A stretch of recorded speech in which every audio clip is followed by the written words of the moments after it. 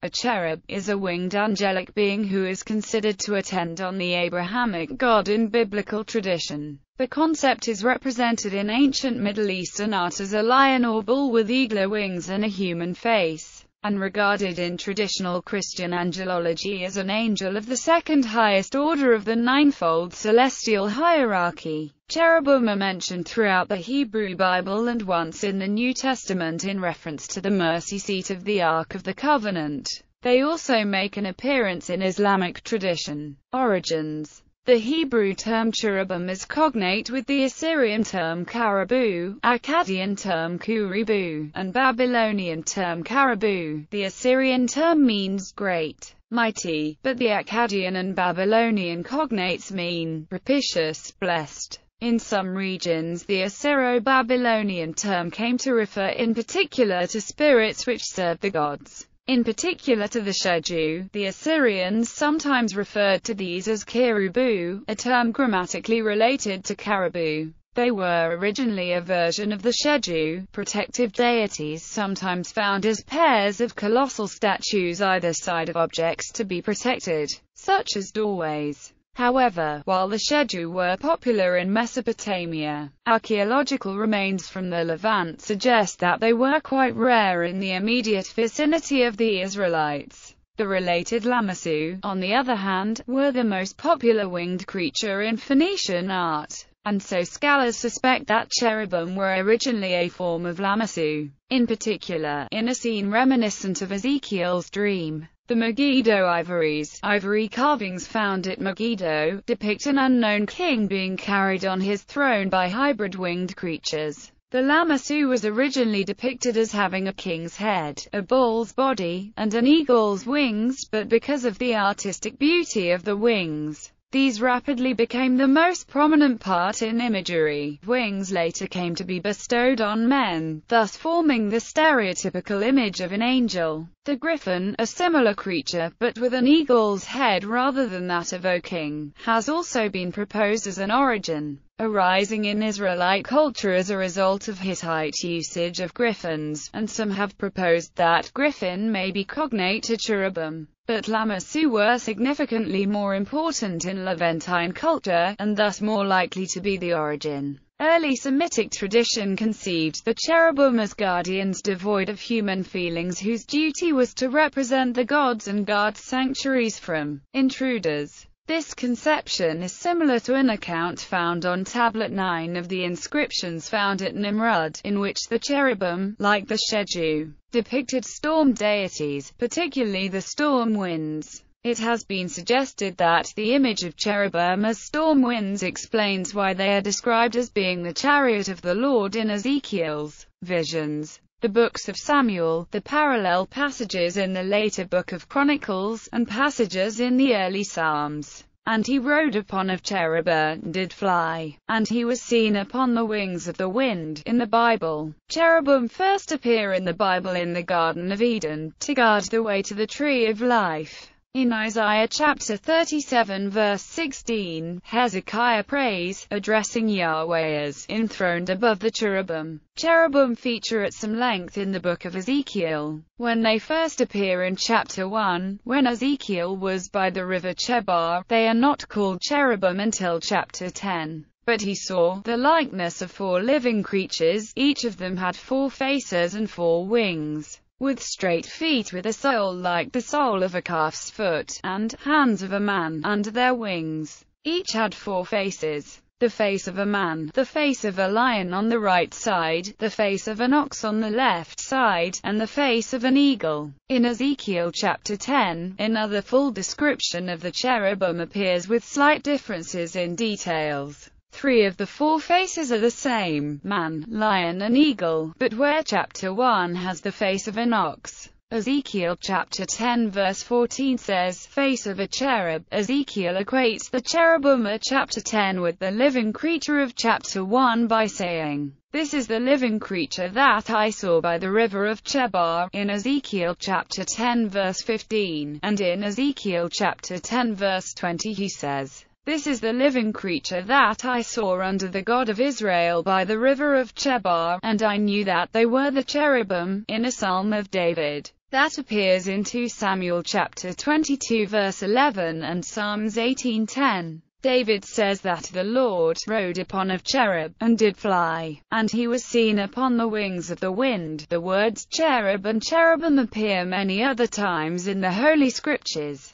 referring to the cherubim of beaten gold on the mercy seat of the Ark of the Covenant, and images on the curtains of the tabernacle, and in Solomon's temple, including 2 cherubim made of olive wood overlaid with gold that were 10 cubits high. Worth noting also is the fact that within the Hebrew Bible the cherubim do not have the status of angels. It is only in later sources like De Coelesti Hierarchia that they are considered to be a division of the divine messengers. Post-biblical Judaism. Many forms of Judaism teach a belief in the existence of angels, including cherubim within the Jewish angelic hierarchy. The existence of angels is generally accepted within traditional rabbinic Judaism. There is, however, a wide range of beliefs about what angels actually are and how literally one should interpret biblical passages associated with them. In Kabbalah there has long been a strong belief in cherubim, with the cherubim and other angels regarded as having mystical roles. The Zohar, a highly significant collection of books in Jewish mysticism, states that the cherubim were led by one of their number named Kerubil. On the other end of the philosophical spectrum is Rabbi Moshe ben Maimon, better known as Maimonides, who had a Neo-Aristotelian interpretation of the Bible. Maimonides writes that to the wise man, one sees that what the Bible and Talmud refer to as angels are actually allusions to the various laws of nature. They are the principles by which the physical universe operates. Guide for the Perplexed 2:4 and 2:6. For all forces are angels. How blind, how perniciously blind are the naive. If you told someone who purports to be a sage of Israel that the deity sends an angel who enters a woman's womb and there forms an embryo, he would think this a miracle and accept it as a mark of the majesty and power of the deity, despite the fact that he believes an angel to be a body of fire 1/3 the size of the entire world. All this, he thinks, is possible for God. But if you tell him that God placed in the sperm the power of forming and demarcating these organs, and that this is the angel, or that all forms are produced by the active intellect, that here is the angel, the vice-regent of the world constantly mentioned by the sages,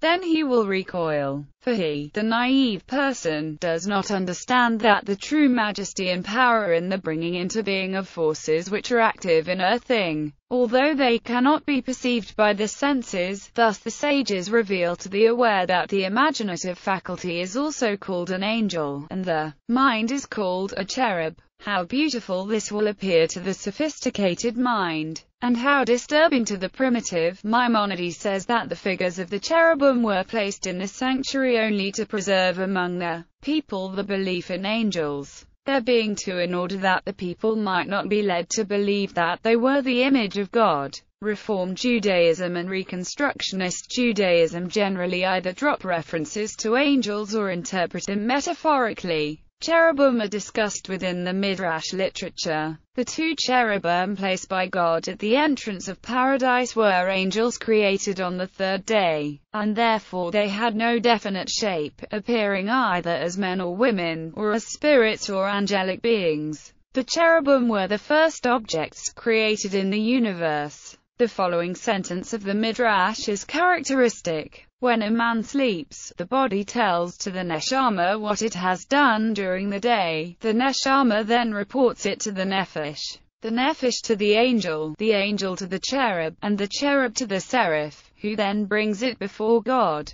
A Midrash states that when Pharaoh pursued Israel at the Red Sea, God took a cherub from the wheels of his throne and flew to the spot.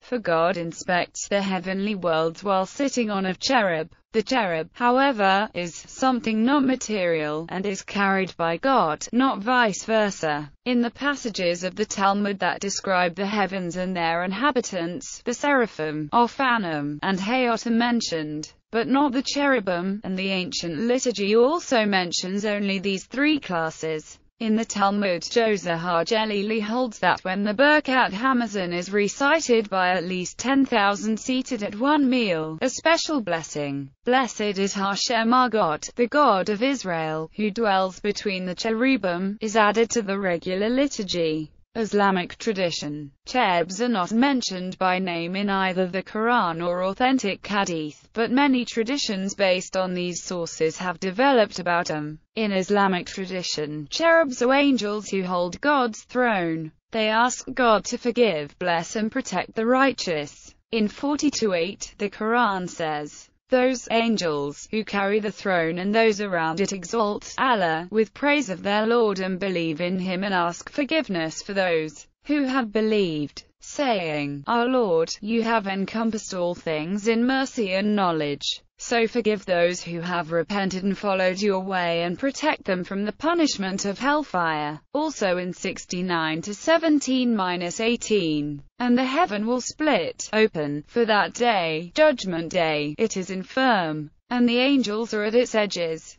and there will bear the throne of your Lord above them, that day, 8 of them." Having noticed the resemblance between those angels and the Judeo-Christian depiction of cherubs, some Muslim scholars came to the conclusion that the angelic rank responsible for holding God's throne and praising Him according to the previous verses is the cherubim. Some hadith mention cherubs by name. However, they are not authentic owing to their weak chains of narration. Most of the Islamic traditions about cherubs are found in Shia sources. Faqih al-Din al-Turaihi, a Shiite Muslim scholar who lived in the 17th century CE, believed that the archangel Gabriel is the head of cherubs. A hadith in Shiite tradition tells us that Muhammad heard cherubs wailing and crying with sympathy for sinners in heaven during his night journey, known as Isra and Miraj. Other traditions say that cherubs are so bright that the light of one of them could suffice the whole world. When Moses asked God to show him his face, he made one of his cherubs shine upon the mountain, shattering it to pieces. According to this tradition, God wanted to tell Moses that he couldn't bear to look at a cherub, let alone God. Middle Ages Christianity. In medieval theology, following the writings of Pseudo-Dionysius, the cherubim are the second highest rank in the angelic hierarchy, following the seraphim. In Western Attribution are sometimes mistaken for cherubim, although they look in no way alike. Depictions. According to the Babylonian Talmud, the walls of the Herodian reconstruction of the temple were painted with figures of cherubim. In Christian art they are often represented with the faces of a lion, ox, eagle, and man peering out from the center of an array of 4 wings. The most frequently encountered descriptor applied to cherubim in Christianity is many-eyed, and in depictions the wings are often shown covered with a multitude of eyes. In Western Christianity, cherubim have since the Renaissance been confused with putter, innocent souls, looking like winged children, who sing praises to God daily. That can be seen in innumerable church frescoes and in the work of painters such as Raphael.